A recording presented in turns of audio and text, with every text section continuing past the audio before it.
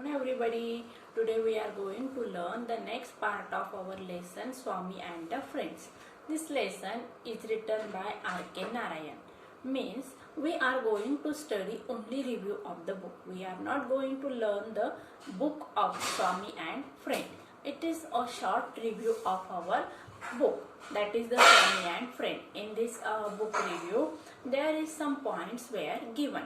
Points such as the central characters, in short the story of the book or the novel. In the last lecture we learned that Swami is the central character of the book, that is the Swami and the Friends. He is very mischievous or naughty boy. He did not like to go to school, but he likes to play with his friends and also climb the tree and also wants to make a mischiefs. Okay. He was very talkative and he thinks that he talks very sweetly and he will solve all the problems with his talking skill, but this was not happen and he makes mischiefs and his father beat him. This is the daily routine, and this book is full of very simplicity. There is no technical jargon used in this book. The language used by the writer is very simple. We also learned that this book is refer for the study of the literature students. So students, we are going to learn the next part of our book review, that is the Swami and Friends. So open your textbook. बघा विद्यार्थ्यांनो, मागच्या लेक्चरमध्ये आपण नवीन lesson सुरू केलेलं आहे. त्या लेसनचं नाव काय? Book review of the Swami and the friends. म्हणजेच या पुस्तकाचे जे टायटल दिलेले आपल्याला, आपल्या लेसनचं नाव आहे बुक रिव्ह्यू. म्हणजे काय? मग पुस्तक परीक्षण. आता पुस्तक परीक्षण म्हणजे काय? मग हे पुस्तक कोणी लिहिलेलं आहे, त्यातले सेंट्रल कॅरेक्टर्स काय आहे, स्टोरी कशी आहे आणि त्याचबरोबर मग त्यातले तांत्रिक भाषा कशी आहे, ग्रामर कसं वापरलेलं आहे, शब्दरचना कशी वापरलेली आहे, याबद्दल आपल्याला थोडक्यात सांगण्यात आलेलं असतं. आणि जर आपल्याला ती स्टोरी आवडली तर आपण ती स्टोरी मग बुक विकत घेऊन किंवा लायब्ररीमध्ये जाऊन ती वाचायची असते. चला तर मग विद्यार्थ्यांना आपण बघितलं होतं, यातलं सेंट्रल कॅरेक्टर आहे स्वामी. स्वामी हा 10 वर्षाचा मुलगा आहे. तो खूप खोडकर आहे.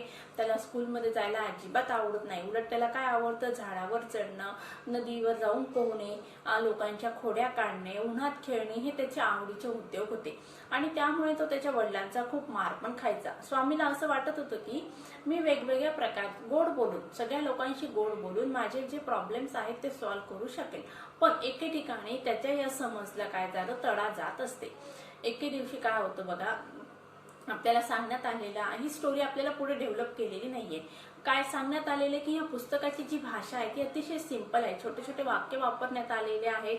ग्रामर अतिशय सिंपल वापरण्यात आलेलं आहे. कोणी पण टीनेजर्स आणि स्मॉल किड्स सुद्धा हे पुस्तक अतिशय छानरित्या त्यांना समजू शकतं, अशी ह्या पुस्तकाची भाषा आहे. त्याचबरोबर मी या पुस्तकाबद्दल अजून काय सांगितलेलं आहे की हे पुस्तक जे लिटरेचरचा अभ्यास करणारे विद्यार्थी आहेत त्यांना अभ्यासासाठी हे पुस्तक ठेवण्यात आलेलं आहे. अशा प्रकारे इन्फॉर्मेशन आपण मागच्या लेक्चरमध्ये कलेक्ट केलेली. चला आता आपण नेक्स्ट पार्ट बघूया. It is Swami and Friends is written in such a simple English, it is hard to imagine that it is a work of such a literary genius like R.K. Narayan. The English is used in the book is both plain, simple, without any troubling words for the kids. Also, the use of the simple and short sentences adds to the simplicity of the book. This passage we have completed in the last lecture. It is mentioned in the description that the book is about a mischievous 10-year-old Indian boy, and some parents may concern about the influence this will have on their already mischievous children. बघा या ठिकाणी काय सांगितलेलं आहे, it is mention म्हणजे हे उल्लेख करण्यात आलेला आहे. कशाचा उल्लेख करण्यात आलेला आहे? In the description that the book is about, म्हणजे ह्या पुस्तकाचं जे वर्णन करण्यात आलेलं आहे सुरुवातीला त्यामध्ये उल्लेख करण्यात आलाय कुठल्या गोष्टीचा, की हे पुस्तक म्हणजे काय आहे तर एक खोडकर मुलाची गोष्ट आहे. तो मुलगा कसा आहे? 10 वर्षाचा, आणि तो एक भारतीय अशा 10 वर्षाच्या खोडकर मुलाचं वर्णन या पुस्तकामध्ये आहे असं सुरुवातीला सांगण्यात आलेलं आहे. मी या ठिकाणी काय सांगितलंय बघा, and some parents may concern about, आणि काही पॅरेंट्स मग जे पॅरेंट्स आहेत त्यांना काय वाटतं बघा की अबाउट द इन्फ्लुएन्स म्हणजे ह्या पुस्तकाचा जो परिणाम आमच्या मुलावर होणार आहे तो वाईट होईल अशी काही भीती काही पॅरेंट्सच्या मनात निर्माण झालेली आहे. कारण का स्वामीचं जे कॅरेक्टर ते अतिशय खोडकर दाखवलेलं आहे आणि हे पुस्तक वाचल्यानंतर मुलं सुद्धा स्वामी सारखं त्याचे जे कॅरेक्टर आहे तो जसा वागतो त्याप्रमाणे इमिटेट करण्याचा प्रयत्न करतील आणि आमचे जे खोडकर मुलं आहेत ते अजूनच खोडकर बनतील अशी भीती काही पॅरेंट्स मध्ये निर्माण झाली. May be concerned about the influence this will have on their already mischievous children. But the book is as such that it encompasses the mischief of the kids in a view of the kid, which is harmless and pure in his perspectives. बघा मग पुढे काय सांगितलेलं आहे, but the book is as such, पण हे पुस्तक अशा प्रकारचं आहे. कुठलं पुस्तक? Swami and friends. That is encompasses म्हणजे काय? Circle around. म्हणजे हे पुस्तक कशाभोवती केंद्रित झालेलं आहे किंवा कोणाच्या भोवती फिरतं? तर मग ते the mischief of the kids. जो खोडकर मुलगा आहे, स्वामी नावाचा जो खोडकर मुलगा आहे त्याच्या खोड्यांभोवतीच हे पुस्तक पूर्णतः फिरत आहे. त्यानंतर काय सांगितलंय बघा, kid mischief of the kids in a view of the kid which is harmless. आणि मुलांच्या दृष्टिकोनातून काय सांगितलेलं आहे की काय सांगण्यात आलंय बघा की किड विच इज हार्मलेस. हा जो मुलगा आहे तो कसा आहे? हार्मलेस म्हणजे कोणालाही त्याच्याकडून कुठल्याही प्रकारच्या या ठिकाणी हार्मलेस म्हणजे काय? इजा केली जाणार नाही आहे. Pure in his perspective. आता पर्स्पेक्टिव्ह म्हणजे काय बघा? Point of view. म्हणजेच आपण हे जे पुस्तक वाचत आहोत किंवा जे पुस्तक तुम्ही वाचणार आहात किंवा ज्या पॅरेंट्सने हे पुस्तक हातात घेतलेलं आहे वाचण्यासाठी त्यांच्या मनातील जी भीती आहे की हे पुस्तकचं जे सेंट्रल कॅरेक्टर आहे स्वामी आणि या ठिकाणी रायटरने काय केलंय बघा, स्वामीच्या भोवती जे पूर्ण पुस्तक केंद्रित झालेलं आहे किंवा स्वामीच्या अवतीभोवती ही स्टोरी पूर्णतः फिरत असते. आणि या ठिकाणी तो जो स्वामी आहे तो कसा आहे? इनोसंट आहे, निरागस आहे आणि तो ज्या खोड्या काढतो त्या कशा आहेत बघा? हार्मलेस आहेत. म्हणजे त्याच्या खोड्यांमागे कोणाला एक त्रास होईल किंवा वेदना होतील अशा त्या खोड्या नाही आहे. म्हणजे निरागस वृत्तीचा असा हा मुलगा आहे. आता या ठिकाणी बघा पण कृष्णाचं जे बालपण असतं तो कसा असतो? निरागस दाखवलेला आहे. तो लोकांच्या घरी जाऊन लोणी चोरतो. आता या ठिकाणी तो लोकांच्या मटक्या फोडत असतो. मग या ठिकाणी त्याचा निरागसपणा व्यक्त होतो. त्या ठिकाणी लोकांना मारणं किंवा त्यांना त्रास देणं असा काही त्याचा दृष्टिकोन होता का? नाही. तर त्याचप्रमाणे मग स्वामीचं पण कॅरेक्टर तसंच आहे असं या ठिकाणी रायटरला सांगायचं आहे. And also amidst all the mischief and naughtiness. आणि सगळ्यांमध्ये मग काय आहे? म्हणजे या पुस्तकाच्या सेंट्रलचं कॅरेक्टर स्वामी आणि स्वामी काय करतो मग? तो कसा आहे? खोडकर आहे आणि करणाऱ्या त्याच्या वेगवेगळ्या प्रकारच्या ज्या खोड्या आहेत ते या ठिकाणी संपूर्ण पुस्तकामध्ये ते पुस्तक या खोड्यांनीच भरून पडलेलं आहे किंवा पुस्तकामध्ये दुसरं तिसरं काही नसून स्वामी आणि त्याचे जे कॅरेक्टर स्केच आहे म्हणजेच तो काय काय करतो, तो कोणते कोणते उपद्व्याप करतो तेच या पुस्तकात सांगण्यात आलेलं आहे. We actually find that Swami is a loving and a tender kid who is actually very sensitive. आणि हे पुस्तक वाचल्यानंतर आपल्याला काय समजतं बघा? We actually find. मग आपल्याला प्रत्यक्षात काय समजतं? तर स्वामी कसा आहे? लव्हिंग म्हणजे काय? प्रेमळ आहे आणि त्याचबरोबर टेंडर किड म्हणजे नाजूक हृदयाचा किंवा कोमल मनाचा असा हा मुलगा आहे. कोण? स्वामी. स्वामी प्रेमळ पण आहे आणि नाजूक हृदयाचा असा हा मुलगा आहे. म्हणजे निरागस असा हा स्वामी आहे. ऍक्च्युअली व्हेरी सेन्सिटिव्ह म्हणजे काय? तो बघा त्याच्यामध्ये भावना पूर्णतः ओतप्रोत भरलेला आहे. म्हणजे तो सेन्सिटिव्ह आहे. त्याला बोलण्याचा राग येतो किंवा दुःख होत असतं असा हा स्वामी आहे. म्हणजेच त्याच्यामध्ये निरागसता आहे. तो निगरगठ्ठ असा मुलगा नाही आहे. सेन्सिटिव्हचा अर्थ दिलाय बघा या ठिकाणी, quick to understand the filling of others. संवेदनशील म्हणजे दुसऱ्यांच्या भावना त्याला पटकन समजत असतात. And R.K. Narayan does a great job conveying that all of us. आणि या ठिकाणी मग आपण पुस्तक वाचल्यानंतर म्हणजे आपल्या मनात जी भीती असते, पॅरेंट्सच्या मनात जी भीती आहे की स्वामी हा कसा आहे? खोडकर आहे आणि हे पुस्तक वाचल्यानंतर आमच्या मुलावर वाईट परिणाम होतील आणि हे पुस्तक वाचल्यानंतर त्यांच्या मनातील ही भीती पूर्णतः नष्ट होत असते. कारण का? कारण स्वामी जेवढा खोडकर आहे तेवढा तो निरागस आहे, तेवढा तो प्रेमळ आहे आणि त्यामुळे त्या लोकांच्या भावना समजून घेत असतो आणि त्यामुळे त्याच्याबद्दल आपले जे पूर्वग्रह आहे ते पूर्वग्रह पूर्णतः नष्ट होत असतात का? जसं आपण पुस्तक वाचतो, स्वामीचं कॅरेक्टर समजून घेत असतो आणि आपण स्वामीमध्ये आपल्याला शोधण्याचा प्रयत्न करत असतो. आणि हे या रायटरचं R.K. नारायण यांचं काय आहे? यश आहे. So in the conclusion, it can be said that this book is a good read for children of all ages who may just enjoy a good read or who may want to improve their English skill. आता या ठिकाणी म्हणजे सर्वात शेवटी काय सांगितलंय बघा, in conclusion म्हणजे काय, सारांश काय सांगितला, मग इट कॅन बी सेड, आपण असं म्हणू शकतो, this book is a good read, म्हणजे हे पुस्तक सगळ्यांना वाचण्यासाठी खूप छान आहे, चांगलं साहित्य आहे. कोणासाठी बघा, for children of all the ages, मुलं कुठल्या काही वयाची असू देत नाही, त्या मुलांसाठी हे पुस्तक वाचण्यासाठी योग्य आहे. Who may just enjoy a good read, आणि त्यांनी काय करायचं आहे, फक्त हे पुस्तक एक छान असं वाचण्यासाठी उपलब्ध आहे म्हणून वाचायचं आहे.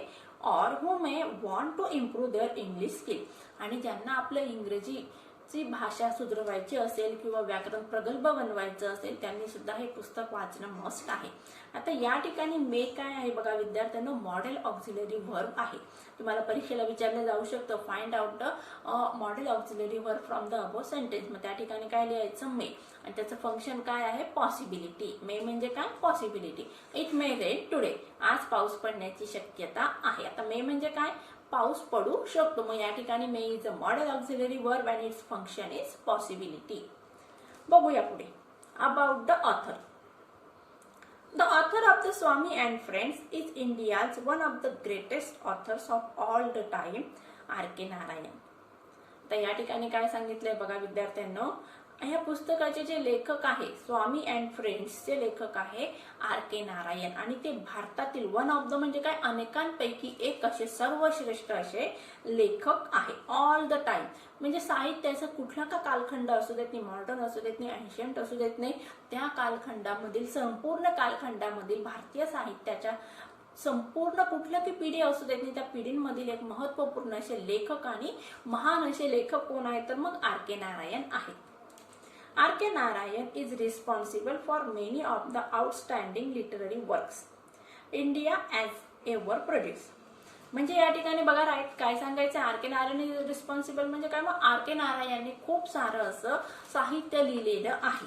कोणासाठी बघा, म्हणजे भारतीय जे साहित्य आहे त्या साहित्य लेखनामध्ये R.K. नारायण यांचा सिंहाचा वाटा आहे, या वाक्यातून सांगण्यात आलेला आहे. R.K. नारायण इज रिस्पॉन्सिबल, जबाबदार आहेत म्हणजे काय, मग त्यांनी ते पुस्तकं स्वतः लिहिली. For many of the outstanding literary works. Literary work म्हणजे काय, साहित्यिक कृती ज्या काही आहेत, साहित्यिक कृती ज्या आहेत त्यामध्ये R.K. नारायण यांचा मोठा हात आहे. And this book in particular captures the essence of India under British ruling and the mind and the life of the typical teenage kid. आणि बघा या ठिकाणी मग आपल्याला या पुस्तकातून काय सांगितलेलं आहे, पर्टिक्युलर कॅप्चर्स. पर्टिक्युलर म्हणजे काय, ठराविक असं, कॅप्चर म्हणजे काय, कशाभोवती केंद्रित झालेलं आहे मग हे पुस्तक, the essence of India. Essence म्हणजे काय, स्पिरिट, मूळ तत्व. म्हणजे ज्या वेळेस भारत इंग्रजांच्या गुलामगिरीमध्ये होता त्यावेळेची काय कंडिशन होती भारतीय समाजामध्ये, कुठली परिस्थिती होती, under the British ruling and the mind and the life and the typical teenage kid. त्यावेळेसचे लोक, त्यांचं विचार करण्याची क्षमता, त्यांचं आयुष्य, आणि त्याचबरोबर जे किशोरवयीन मुलं होते, सर्वसामान्य असे जे किशोरवयीन मुलं होते त्यांची काय परिस्थिती होती ते या ठिकाणी आपल्याला अधोरेखित करण्याचा प्रयत्न या ठिकाणी R.K. नारायण यांनी केलेला आहे. म्हणजेच भारत गुलामगिरीमध्ये असताना देशाची काय परिस्थिती होती, राजकीय परिस्थिती, इकॉनॉमिकल कंडिशन काय होती, लोकांकडे कुठला व्यवसाय होता, त्याचबरोबर कुटुंबातील सदस्य, त्याचबरोबर त्यांची परिस्थिती, पॅरेंट्स कसे होते, मुलांची वृत्ती कशी होती, खोडकर होती, त्याचबरोबर त्यांच्या शिक्षणात किती इंटरेस्ट होता, शिक्षण कशा प्रकारचं होतं, टेक्निकली किती साऊंड होता भारतीय समाज, या सगळ्या गोष्टी आपल्याला या ठिकाणी या पुस्तकाच्या माध्यमातून आपल्याला लक्षात येत असतात. म्हणजे या ठिकाणी रायटरचा उद्देश बघा किती अधोरेखित, रायटरचा उद्देश या ठिकाणी अधोरेखित करण्यात आलेला आहे. या ठिकाणी रायटरने जे बॅकग्राऊंड घेतलेला आहे स्वामी अँड फ्रेंड्स, म्हणजे स्वातंत्र्यापूर्वीचा भारत, मग या ठिकाणी रायटर फक्त स्वामीच्या भोवती केंद्रित न होता आपल्याला आजूबाजूच्या परिस्थितीची सुद्धा कल्पना देण्यात यशस्वी झालेले आहे. Other great works of Narayan include. आता आर के नारायण यांनी फक्त एकच पुस्तक लिहिले आहे का? तर नाही, त्यांनी भरपूर अशी पुस्तकं लिहिलेली आहेत आणि त्यांची जी महान पुस्तकं आहेत त्यांची नावं या ठिकाणी आपल्याला दिलेली आहेत. बघूया. Malgudi days, the guide. आता बघा विद्यार्थ्यांना, मालगुडी डेज या आर के नारायण यांचं जे पुस्तक आहे त्याच्यावर दूरदर्शनवर सिरियल सुद्धा येऊन गेलेली आहे. द गाईड हा एक पिक्चर सुद्धा आलेला आहे. गाईडवर पिक्चर बनलेला, या कादंबरीवर पिक्चर सुद्धा येऊन गेलेला आहे. त्याचबरोबर the painter of the science, many more literary work such as the Ramayana, the shorten modern prose version of Indian epic the Mahabharata, a shorten modern prose version of Indian epic, म्हणजे भारतीय महाकाव्यांचं शॉर्टमध्ये म्हणजे थोडक्यामध्ये या ठिकाणी इंग्रजी लँग्वेजमध्ये किंवा इंग्रजीमध्ये लिहिण्याचं काम आर के नारायण यांच्याकडून करण्यात आलेलं आहे. Go take a look at them if you are interested. मग या ठिकाणी रायटरने आपल्याला आवाहन केलेलं आहे, जर तुम्हाला साहित्य वाचण्यामध्ये इंटरेस्ट असेल तर तुम्ही ते पुस्तकं वाचू शकतात. अशा प्रकारे विद्यार्थ्यांनो आज आपण स्वामी अँड फ्रेंड्स या पुस्तकाचं बुक रिव्ह्यू बघितलं. चला मग आता आपल्याला काय करायचं आहे, इंग्लिश वर्कशॉप बघायचं आहे. मला वाटतं तुम्हाला सगळ्यांना लेसन समजला असेल. हा लेसन म्हणजे आपल्याला कुठल्याही प्रकारची स्टोरी सांगितलेली आहे का? तर नाही, पुस्तकाची थोडक्यात वैशिष्ट्य आणि रायटर बद्दलची कल्पना आपल्याला या लेसनच्या माध्यमातून देण्यात आलेली आहे. बघूया इंग्लिश वर्कशॉप. पहिलं जे आहे बघा ते विद्यार्थ्यांना तुम्हाला होमवर्कसाठी देणारे मी अशा प्रकारचे प्रश्न तुमच्या प्रश्नपत्रिकेत विचारले जात नसतात. विद्यार्थ्यांना तुम्हाला परीक्षेमध्ये पॅसेज असतो, 10 मार्काचे पॅसेज असतात, त्यावर तुम्हाला ते पॅसेजमध्ये जे काही दिलेलं आहे त्याच्यावरच प्रश्न विचारलेले असतात. मग हा प्रश्न आहे, हा तुम्ही तुमच्या होमवर्कला करायचा आहे.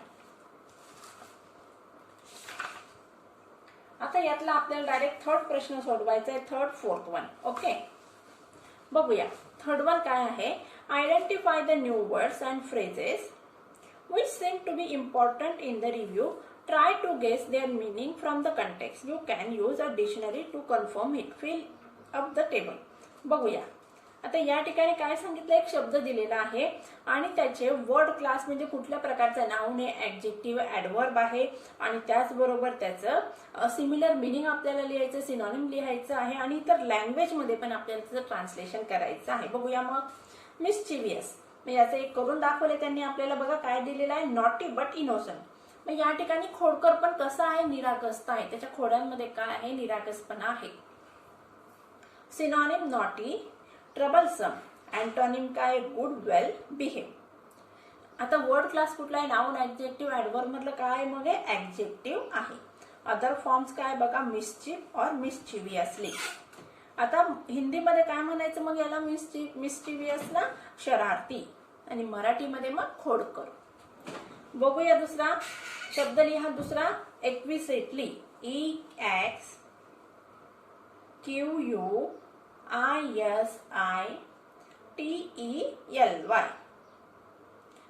मिनिंग लिहा त्याचा, in a delicate and pleasing manner. लिहिलं, in a delicate and pleasing manner.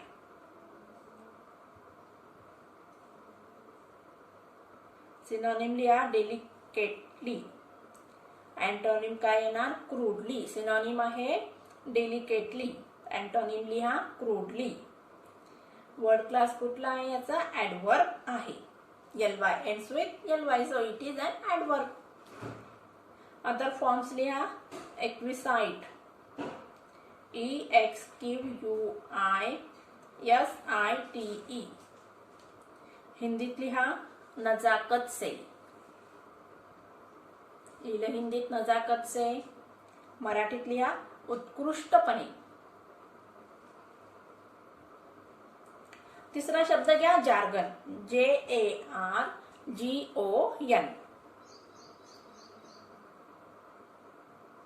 लिहा मग त्याचं मिनिंग,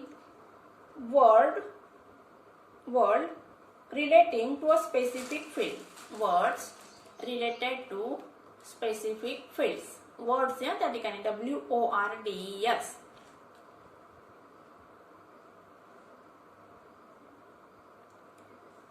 सिनॉनिम लिहा त्याचं, लिंगो, LINGO. अँटोनिम लिहा, स्टँडर्ड, अँटोनिम काय आहे? स्टँडर्ड. आता वर्ड क्लासमध्ये कुठलं याच्यात येतं ते? नाउन. अदर फॉर्म्स लिहा.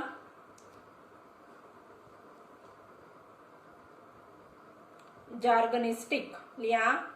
JARGONISTIC.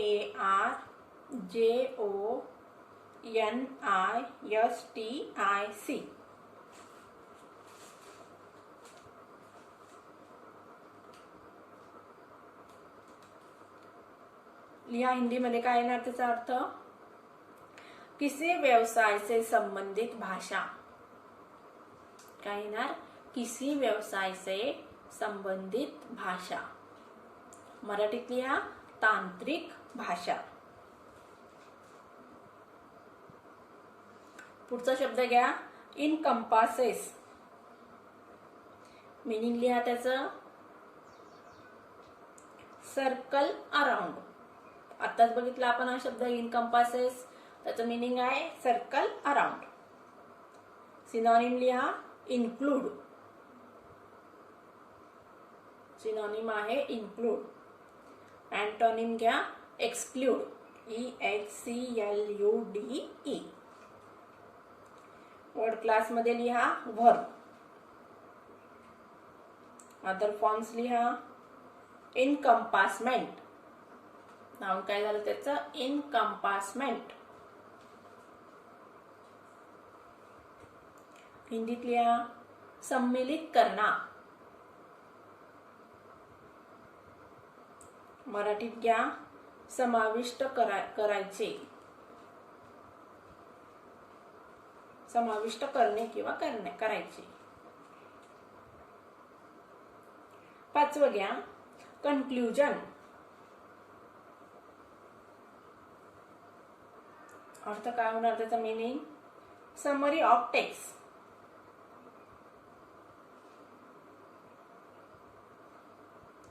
सिनोनिम लिहा समेशन. अँटोनिम लिहा इंट्रोडक्शन. वर्ड क्लास मध्ये लिहा नाउन. अदर फॉर्म्स मध्ये लिहा कन्क्लूड. हिंदी मध्ये लिहा निष्कर्ष. मराठीत लिहा तात्पर्य. लिहिलं सगळ्यांनी? चला पुढचा प्रश्न बघूया. Find from the lesson the noun form of. म्हणजे आपल्याला काही शब्द दिलेले त्याचे नाउन फॉर्म लिहायचे आहेत. लिहा happen happenings. Happen happenings. Second true truth.